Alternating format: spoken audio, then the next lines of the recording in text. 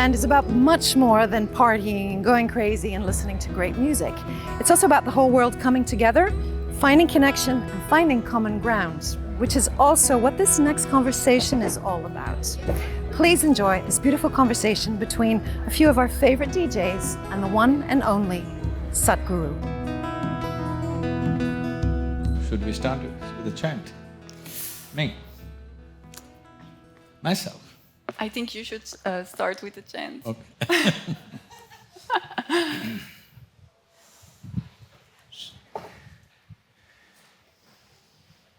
Karacharana kritam va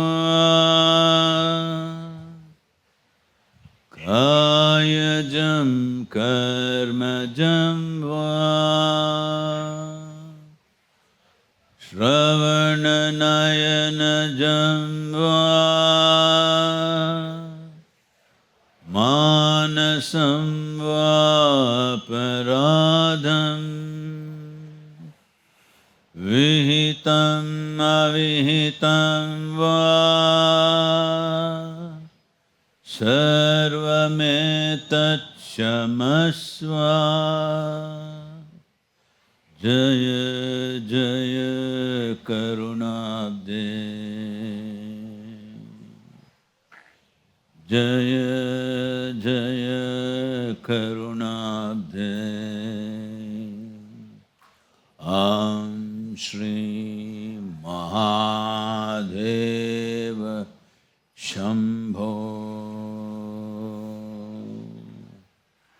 Good morning, namaskaram, good afternoon. So I'm going to do the first? Do it. Okay. So I wanted to speak about the power of music, because in my experience, I've been DJ and musician for 25 years. Hey, don't say that, say 2.5 years. 2.5, I know, right?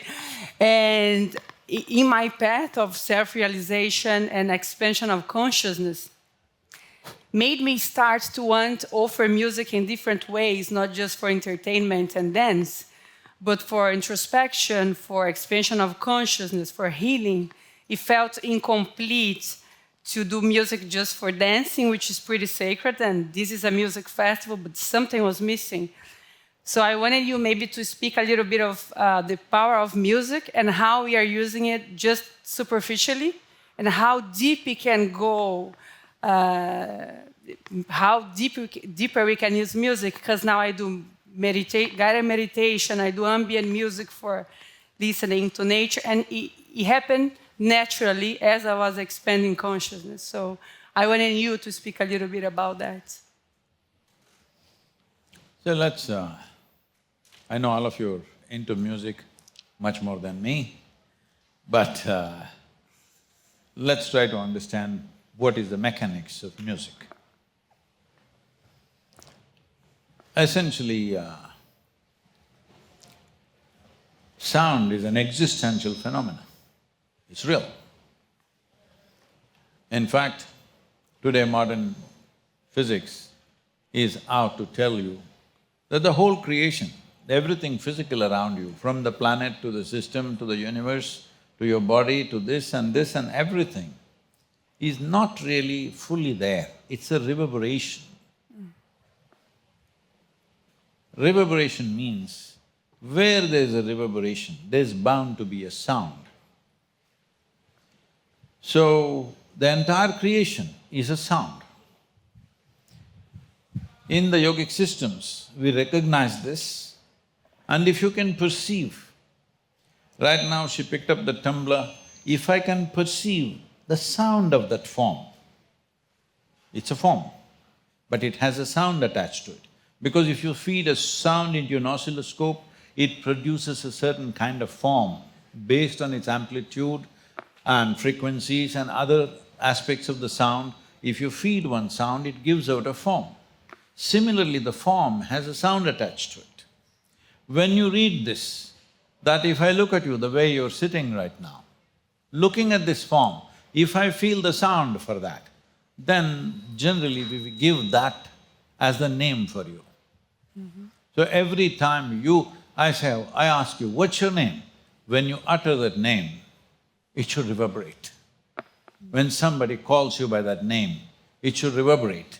So like this for everything, the form and the sound is connected, and when you perceive this dimension of perception, these words won't mean much to you, they're called Ritambara Prajna. That means you are perceiving the relationship between sound and form. Having said that, if everything is a sound in some way, everything that you see, human bodies, furniture, tumblers, just about anything that you see has a sound attached to it.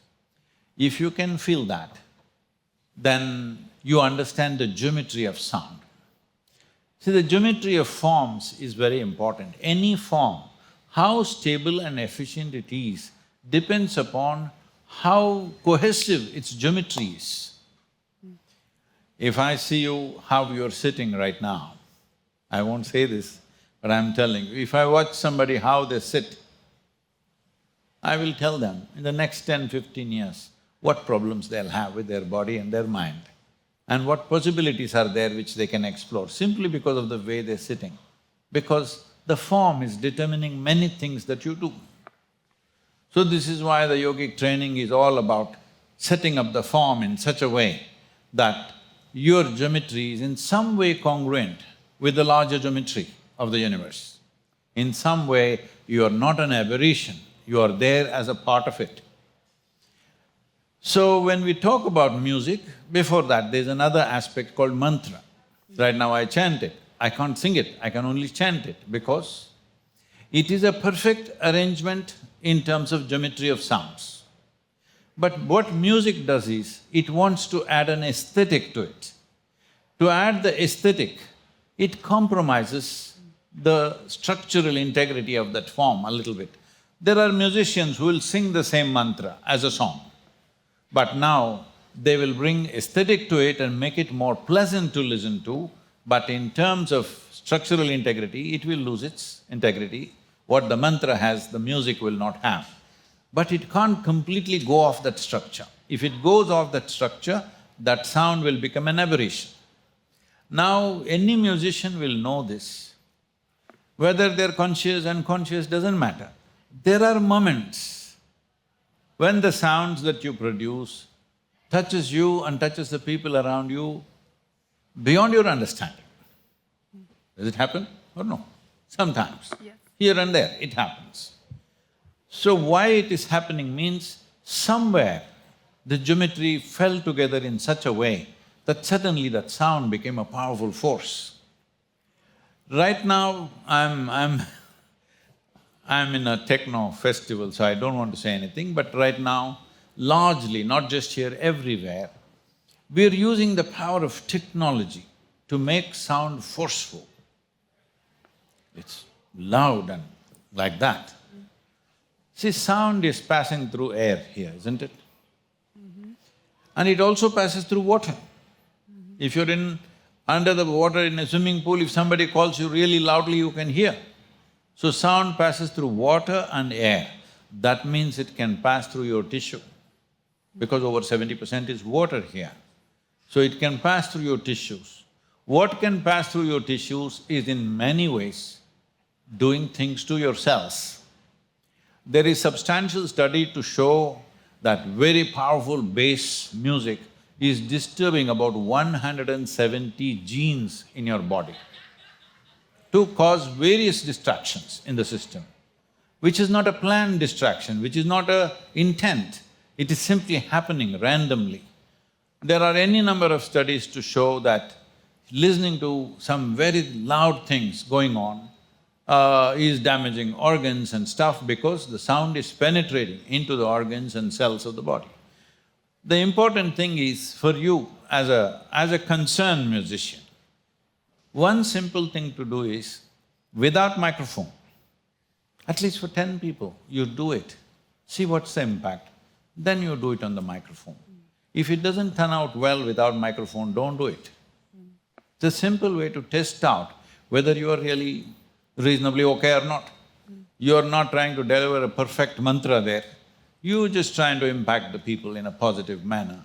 So in that, if you don't use any technology, just what you do. Whether it's a voice or an instrument or something, see what it does.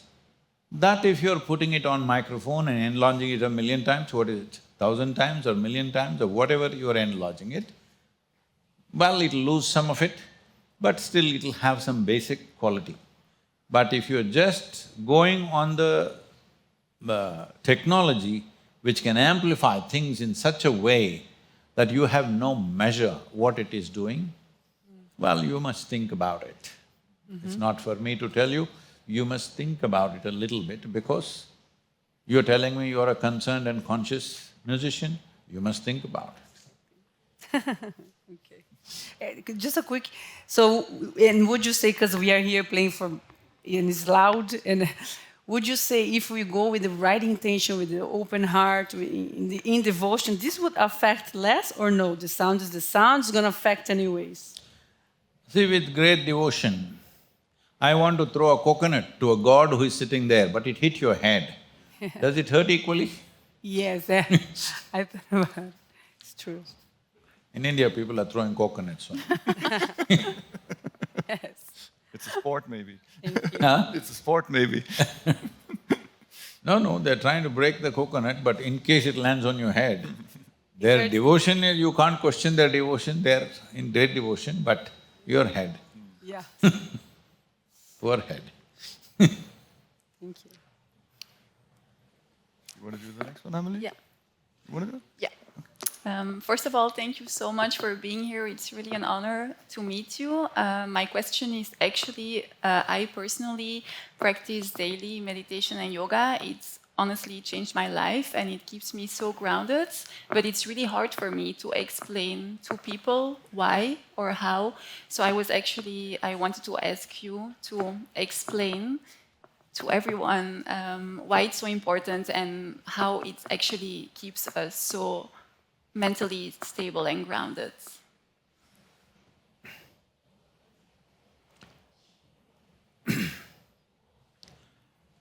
There are certain anomalies in the question. Is it okay if I point it out? There is what? Anomaly. Okay. Yeah, of course. See, you're talking about a stable mind. Stable mind means what? You want it like a concrete block? No, absolutely not. Yes. So stable is not. You want a balanced mind, Yeah. but nebulous and evolving, isn't it? Not a stable mind. Nobody should have a stable mind, that's a dead mind. You must have a mind that's roaring, but balanced, not sloshing away.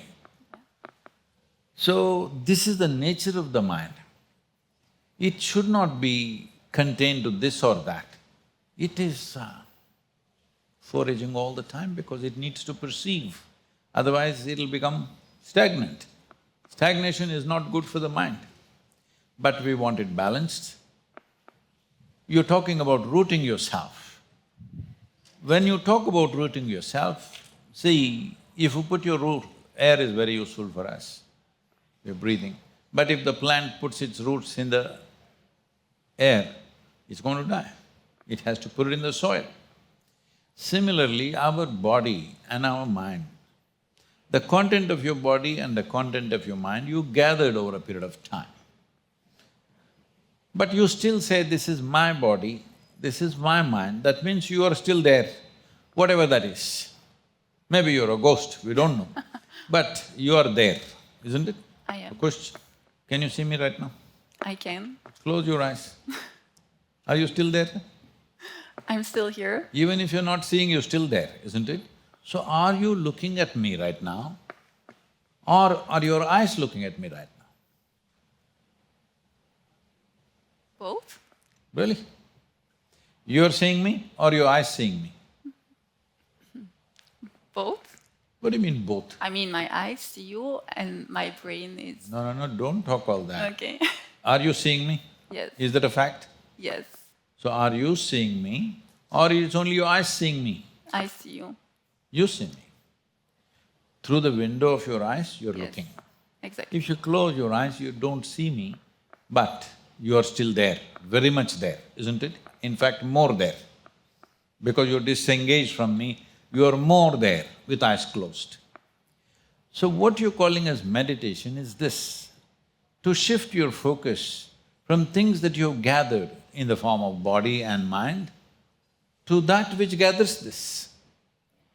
Why is this important? See, whoever you are, whatever you are in your life, everybody wants to be something more than what they are right now, isn't it? Maybe. Is it maybe? Tell me, in the world. The currency may be different. If somebody knows only money, they're thinking more money. If somebody knows wealth, they're thinking more wealth. If somebody knows love, they're thinking more love. Somebody knows pleasure, they're thinking more pleasure. Somebody knows fame, they're thinking more fame. Everybody is thinking of being little more than who they are right now, isn't it? If that little more happens right now, what? Then you want a little more Little again. more. Okay, that little more happened, what now? Again. Little more. So little more, little more, little more. Where do you want to go? What is it that you really want? So you want to expand somehow. How much expansion? If I make you the queen of this planet, don't look at me like that, I won't make such a blunder, okay? Don't make false promises. No, I will not commit such a blunder, but if you become the queen of the world, will you settle? No, you will look at the moon, it's only our moon, why not? It'll go on, isn't it? So there is something within you which does not like boundaries, which wants to go. How far would you like to go? If you really look at it, you want to expand infinitely. Infinite expansion, you are attempting that through body is a silly thing to do. Infinite expansion, you're attempting through the limited collection of your mind, that's a damn stupid thing to do, isn't it? If you want infinite expansion, you need to go beyond the physiological and psychological processes, which are limited processes to serve our survival purpose, our transactional world. Our body and our mind helps us to conduct our transactions well. If you have a good body, you do physical transactions well. If you have a good mind, you'll do other transactions very well. But the longing to expand is not because you're spiritual, not because you read some book, not because you got a teaching. Everybody is wanting to expand, isn't it, in some way? So it's intrinsic to a human being. It's just that they're going in installments. They don't understand the next installment is not the final installment. Right now, I don't have a car, I want a car, I want a car, I want a car. It looks like if I get a car, life will be settled. I'm not married, if I get married, my life will settle. Well, it doesn't. Only one who doesn't have it thinks this is going to settle. But if you come here, you know there is a next thing to go. So, you're going at installments, but your intent is infinity. Can you approach infinity by counting 1, 2, 3, 4, 5? You'll only become endless counting. That's all that's happened to life right now. Everybody is becoming an endless counting, and with the aid of technology, we are counting so fast, the bloody planet is burning up. We're counting rather too fast. Our grandfathers counted slowly. Now we are counting in millions and billions. Everybody is talking billions and trillions these days, all right? We had not heard such a word when we were growing up. What is a trillion? What is a billion? We had never heard. 100,000 was a big number, you know, very big number. 1 grand was a big number. So now we are counting faster and faster. Faster and faster won't get there. It'll only become endless and destructive counting process. Only if you transcend the boundaries of your physical and psychological nature, then there is a possibility of an infinite nature. Because the boundary belongs to physicality. See, what is the definition of physical? We call this a physical body. Why? Because it has a boundary. Suppose it has no boundary, it's here, there, everywhere. Can we call this a physical body? No. No. Defined boundary is the basis of physicality. But with this defined boundary, we are trying to seek something that is boundless. Your intent is perfect, you are using a wrong vehicle. With your car, you're trying to go to the moon. Somebody told you, really be hard on your right leg and it will go. Well, you may go beyond the moon but not to the moon, isn't it? So this is all that's happening right now. So rooting means you have to root yourself into something which is not longing, which is stable. Both body and mind are longing for something, isn't it always? If I make you sit here for 12 hours, this will become so much you want to eat or you want to drink water, longing. This body is surviving because we're fulfilling those longings constantly, isn't it? Food, water, toilet, this, that, everything we're taking care. That's why it's sitting here like this. If you don't fulfill any of its longings, oh, it's a big mess. Mind has its own stuff like that. But there is something that right now you're calling as yourself, which is good enough for me. We don't have to improve vocabulary on that. You is good enough. There is you who collected this body, collected this mind. Even now in your experience, if you sit here, you know you are there. You may not know where here, here, here or here, but you know you are there, isn't it? Yes. So, what meditation means is, first of all, meditation is not an act, it's a certain quality. Certain practices may be there which is like gardening. You want flowers in your garden, you don't go and make them bloom. You just take care of the soil, manure, water, sunlight, they will blossom. If you go and rip them out and see is it flowers coming or not, there'll be no garden left. So, this is just like that, it's a quality. If you nurture the body, nurture the mind, nurture the emotions, nurture the energy to a certain level of maturity, then meditation will blossom. It's a fragrance that you live with. It's not something that you do. You can't do meditation, you can become meditative. So, meditativeness, will it get you rooted? Is it needed for every human being? Absolutely. People are thinking meditation is for some freaky fringe. Every human being must meditate. See, I'll tell you, in 1866, in United States, over 50% of the people above 45 years of age did not have teeth. All their teeth fell away rotten because they knew how to shoot. Nobody gave them a brush, they gave them a gun. Hello?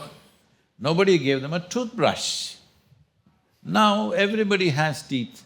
Why? You think it's because of dental science? No, it's because of mothers and fathers. Mothers told you, if you don't brush your teeth, no breakfast. That made it happen, isn't it?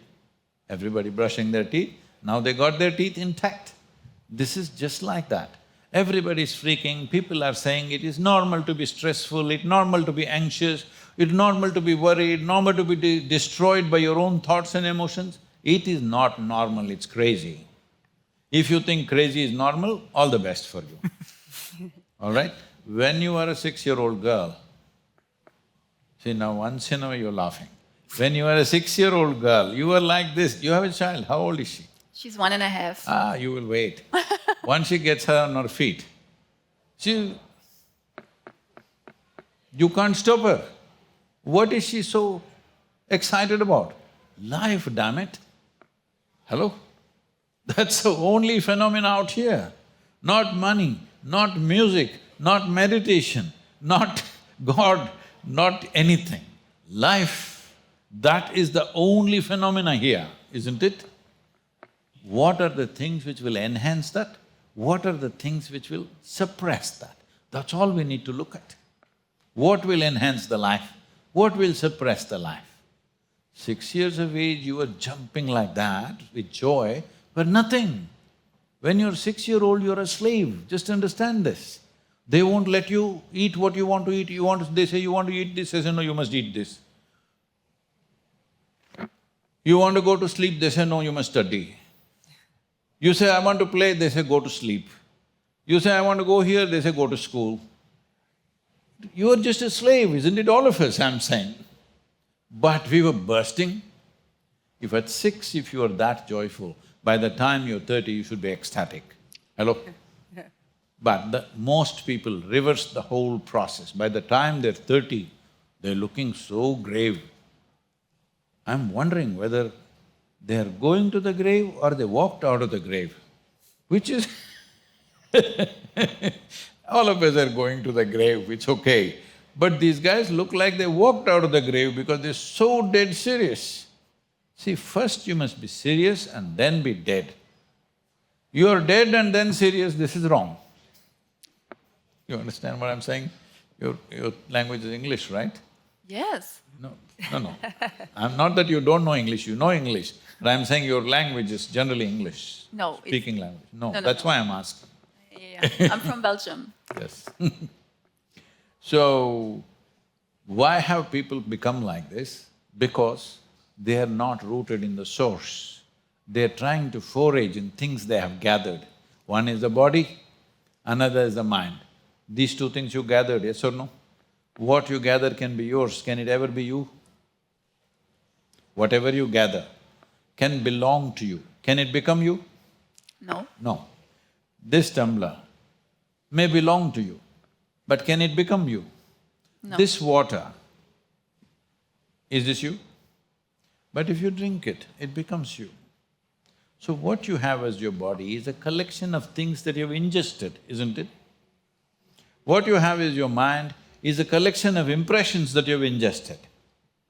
Why your mind and her mind is different? Because what she's been exposed to and what she's imbibed and what you have imbibed is different, isn't it? So what you gather can belong to you, can never ever be you. This much, if it becomes a living reality for you, if you sit here, distinctly you know this is my body, this is my mind, what is me is little away from this. This is it. This is the end of suffering. Because there are only two kinds of suffering, physical suffering, mental suffering. If you distance yourself little bit from these two, this is the end of suffering. This is very simple to do, it's not very difficult to do. You know, suppose you're going to the airport, I don't know how it's in, what do you say, in Belgium, you have traffic jams? Yes. You have? Yes. Okay. You're going to the airport, you have to go in a rush. You got caught in a traffic jam. It looks like a horror, you suffer it. But somehow you got there, got on the plane.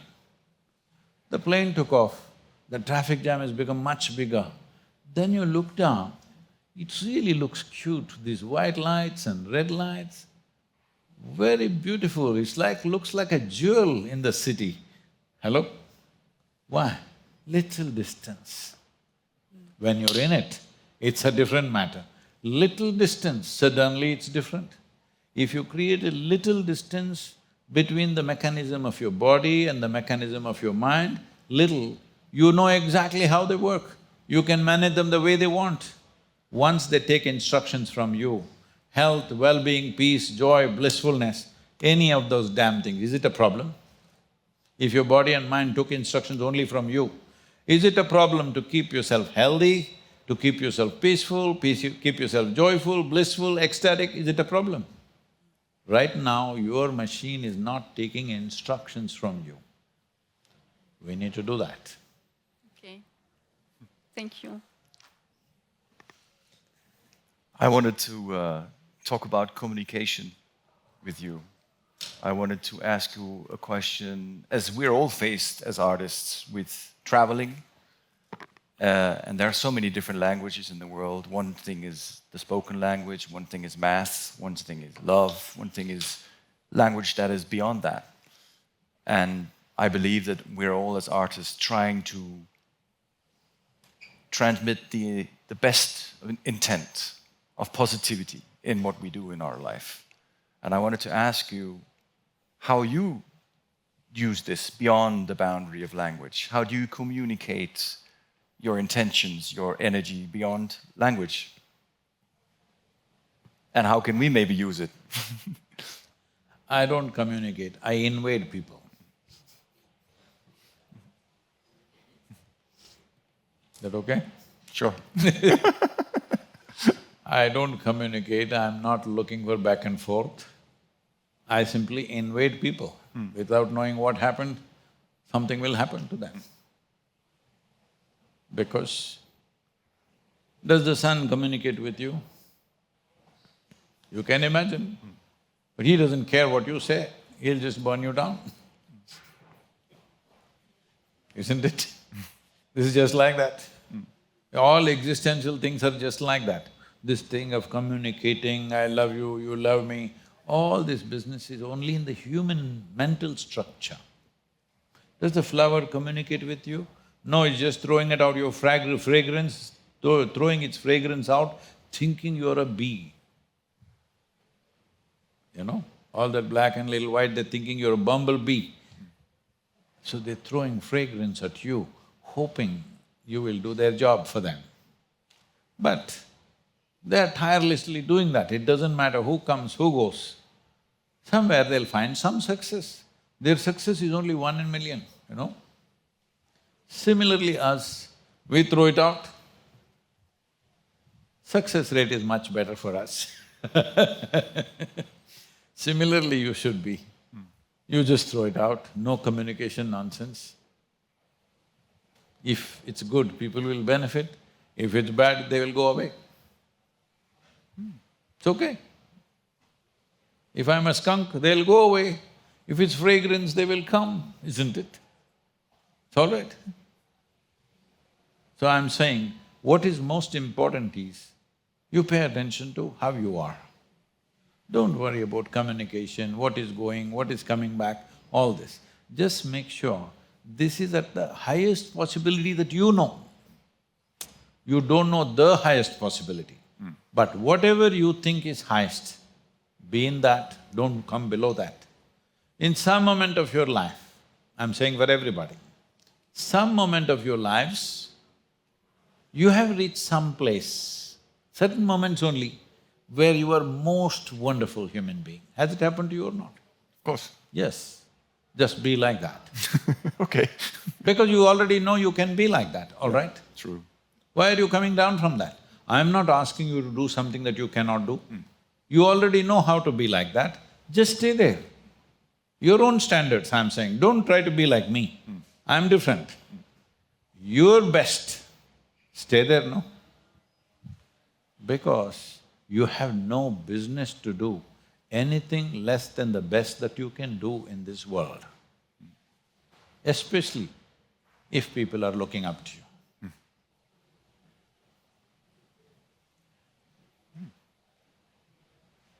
So next. More question? You spoke a little bit about it already, because we have so many people in front of us, like we play for 30,000 people. So there is a responsibility in stepping into the stage from a balanced state, from a place of connection and devotion, and not from a need or anything like that, because people are gonna receive a lot from you. So you already spoke about this, about the importance of the responsibility, but what you would say to the artists, how do we reach that state of connection and devotion? How do we start? So we can be good conducive of energy to people. See, I can't tell you how you should improve your music. I'm not a musician, nor I'm your music teacher, all Our right? internal That is something you must look at, and always there is a constant enhancement of that if one works at it. In anything that we do, there is no the best. However we do it, we can do it better, isn't it?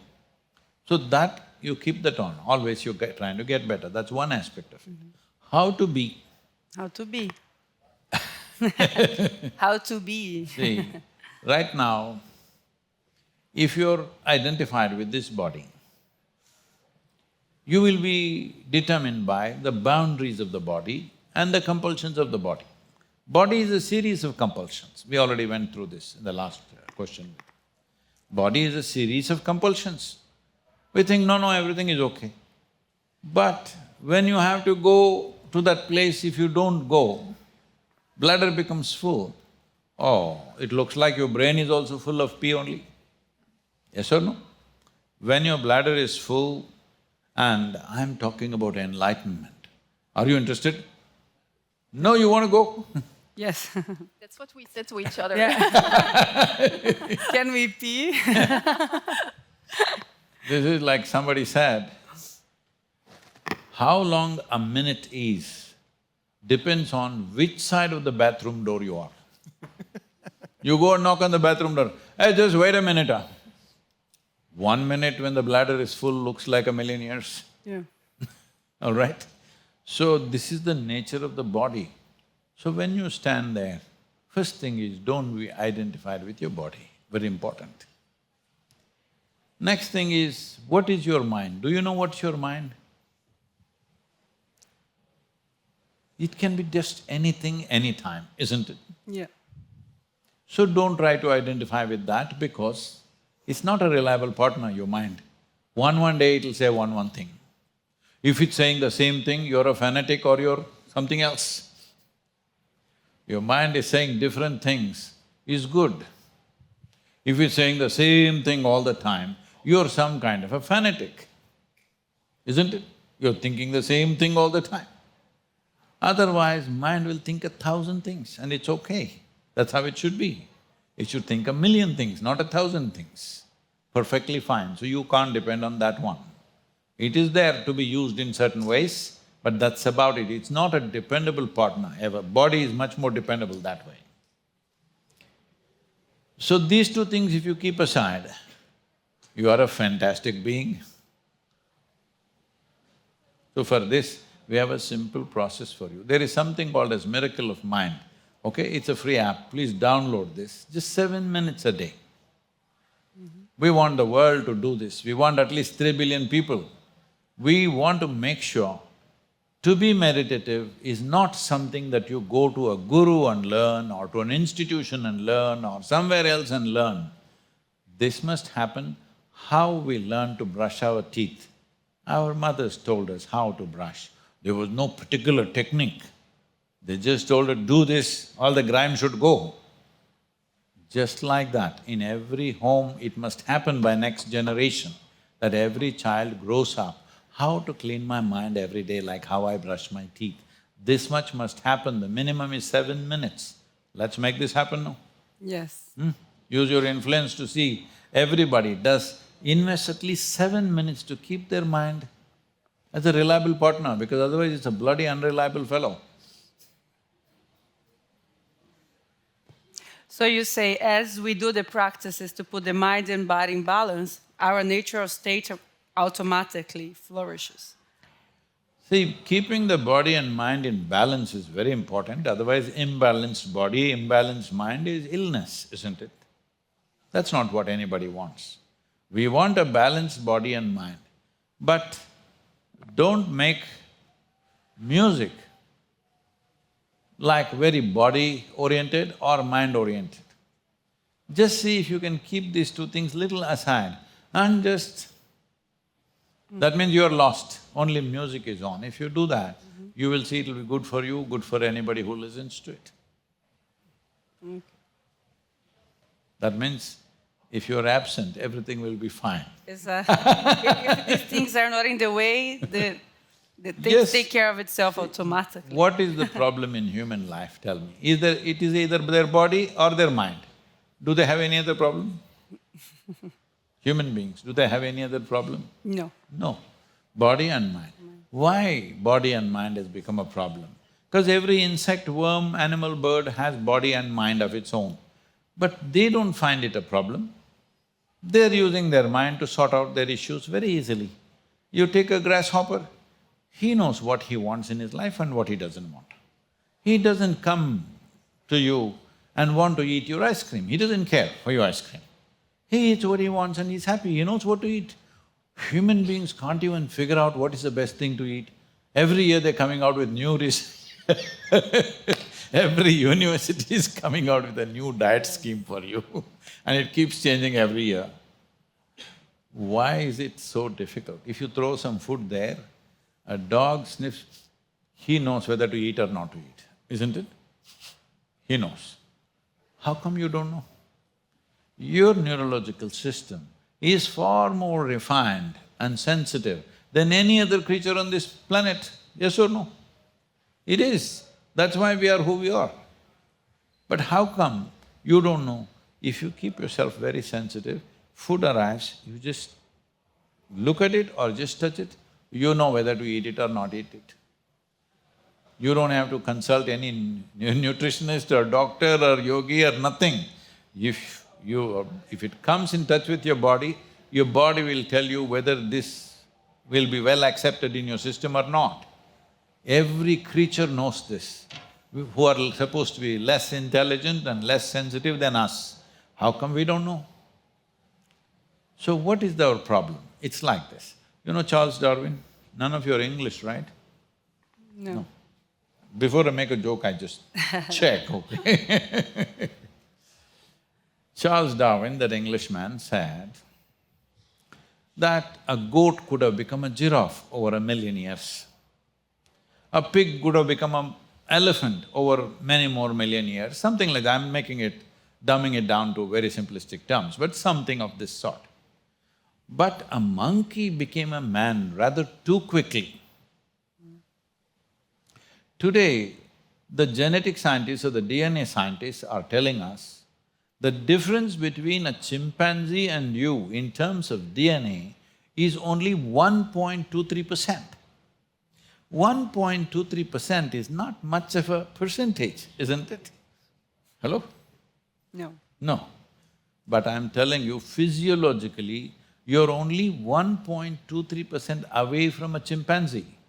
But in terms of intelligence and awareness, you're worlds apart from a chimpanzee, and that's your problem. If you did not have the brain that you have, if you had an earthworm's brain, you would be so peaceful and also eco-friendly, you know. Human beings are struggling to be eco-friendly. You would naturally be very eco-friendly. So, this brain has become a problem, intelligence has become a problem. But you tell me, should intelligence be a solution or a problem? Human intelligence. It would be a solution if we were connected to source. No, don't go like that. Don't go with the current situation. I think… Should intelligence be a solution or a problem? should be a Yeah. solution. It's a solution. Yes, yes. But that's become our problem. Yes. Because we have an intelligence for which we don't have a stable enough base. Yeah.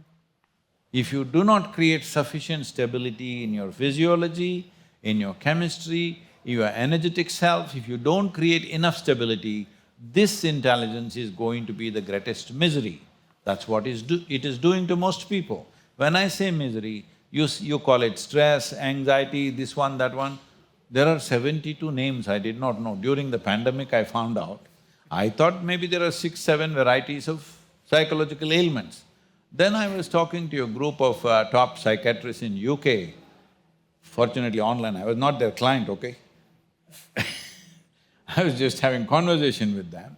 Then they tell me there are 72 varieties of mental ailments. I said, what are they? There are 72 ways to freak yourself. Then they was telling me many things, one thing stuck in my mind. Compulsive nose picking is one of the ailments. They keep on picking their nose, even if they start bleeding, they can't stop it. They go on damaging their nose by picking and picking and picking. I'm saying, essentially the problem is, if anything within you becomes compulsive, it becomes an ailment, isn't it? Your thought becomes an ailment, your emotion becomes an ailment, because it's become compulsive. So how do you handle compulsiveness? With some other compulsiveness? No. The only way you can handle compulsiveness is with consciousness. Like the only way you can handle darkness is with light. There is simply no other way. People are suggesting 1,000 other ways. These are all staircase going down. There is only one way. You want darkness to go, you have to light up a light. There is simply no other way. You said how people in general always want more and more and more, and this is… Not in general, everybody. Everybody. And this is something that especially within, our scene as artists, we also see that you want more fame, more grow bigger and bigger. Not about that. You don't want more, you want all. But you're going in installments, that's all I said. See, if you seek infinity through body, that means you want to be something more. We call this sexuality.